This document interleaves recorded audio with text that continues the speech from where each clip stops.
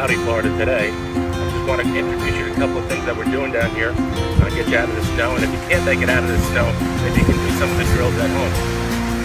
Some of the basic concepts that challenges that I have when giving lessons is the hip movement, getting your body grounded with the ground. What I see a lot is the hips going forward and then back, or I also see this big massive sway of body going to the right and then going through.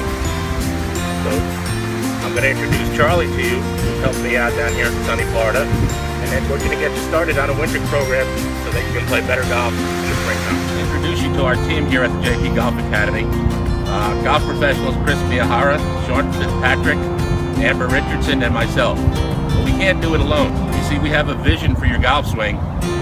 That vision can't be complete without your body being able to do what we see. With that in mind, I'd like to introduce a hidden gem that we discovered down here in sunny South Florida, Charlie Tooch. She's a movement specialist, a Pilates expert, tremendous confident coach. She's going to help us all along this journey. Here we are with golf coach John. He's about to demonstrate the bridge exercise, which I happen to think is a fundamental exercise if you're going to eradicate that hip slide or hip sway. If you'll address the ball so we can show all these folks, this is what your back should look like when you're in your address. And when we take this exercise to the floor horizontal, we want it to be exactly the same. So down you go, my friend.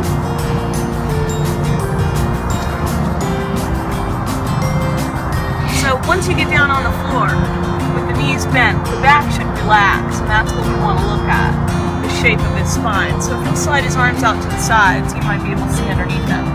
We're going to ask that he lift his hips up, and we want it to be level. And the way we can check that is with this golf club. So once he's up there, you want to hold on to that jump. Both of these hips need to be the same altitude. Remember this? The sway, the slide, right there, locked out. Down he goes, and when he goes all the way down, he's got to go all the way over his glutes so his tailbone touches, and we get that nice curve back in his low back when he's set up an address. Practice it often and frequently.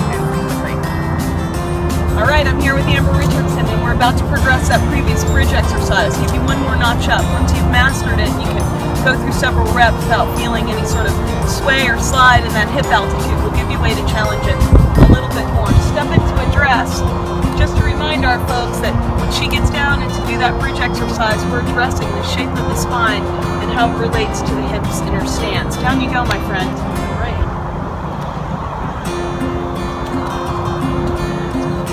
So previously, our swing specialist, John, demonstrated this exercise by simply dropping his arms out to the sides and lifting up his hips. We measured the altitude of those hips to make sure he stayed even with the golf club. You want to hang on to that, please?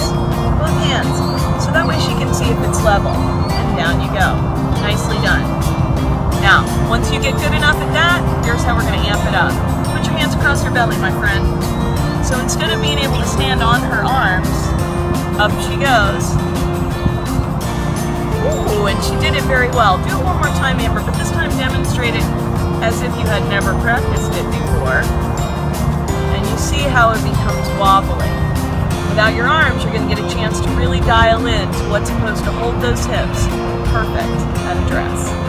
Thanks, Amber.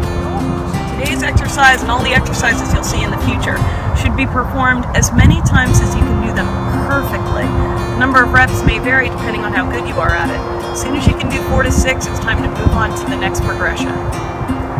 Thanks for joining us today. Our next segment, next week's session, is going to show you how this applies to your golf swing. We'll do some range work, show you how these exercises improve your stability throughout the entire swing. Thanks for tuning in. For future segments, please follow us on www.jpgolfacademy.com. And like us on Facebook.